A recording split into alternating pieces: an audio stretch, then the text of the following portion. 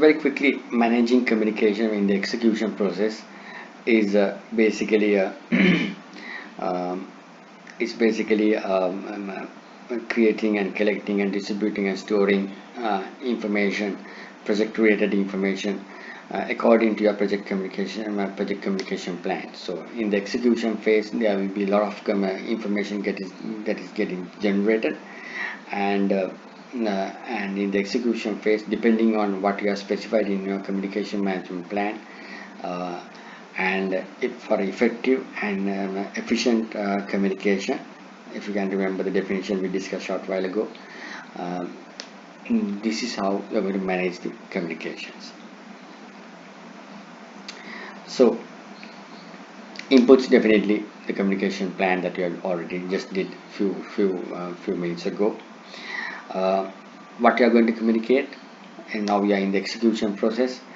Maybe the status reports, the earn value analysis. If you can remember, in the cost management, we calculated the earn values, the variances, the trend lines, the burn down charts in the schedule process. We talked about the burn down charts. So these are the projected work information, work performance reports that they are going to communicate. Uh, Sometimes the issue logs, the quality reports, the risk reports, maybe you have to start communicating. So these are some of the examples. There will be n number of inputs that you are trying to communicate with your project team. So the tools, as we discussed, when you're communicating, now you are in the middle of the project, you're communicating with your project team and the stakeholders. So the tools that we just now studied, the technology, the models, whether it's a push or the pull, the methods, then the reporting formats, the status reports, what are going to communicate, will be the tools that you use in communicating with your project team.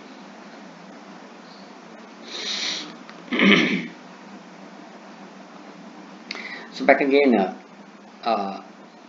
communication skills again comes to the picture.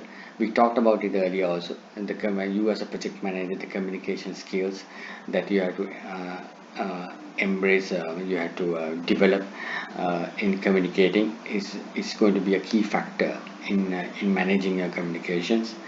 Uh, as we discussed, you will have to, as a project manager, have competency in communicating very clearly. The clarity of message is very important you to communicate and have effective relationships with your stakeholders.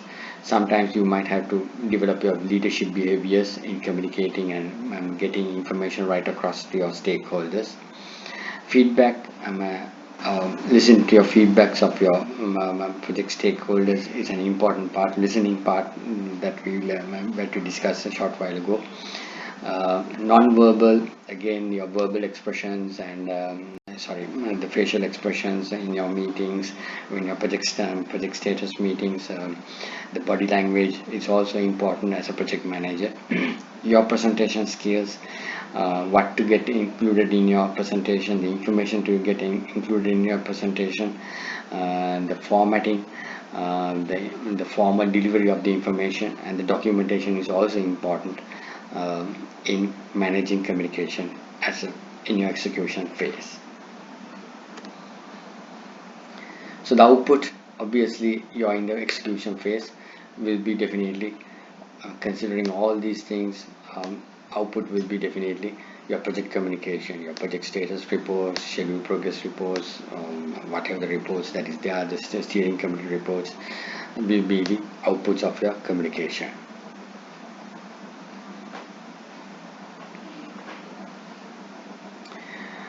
Right.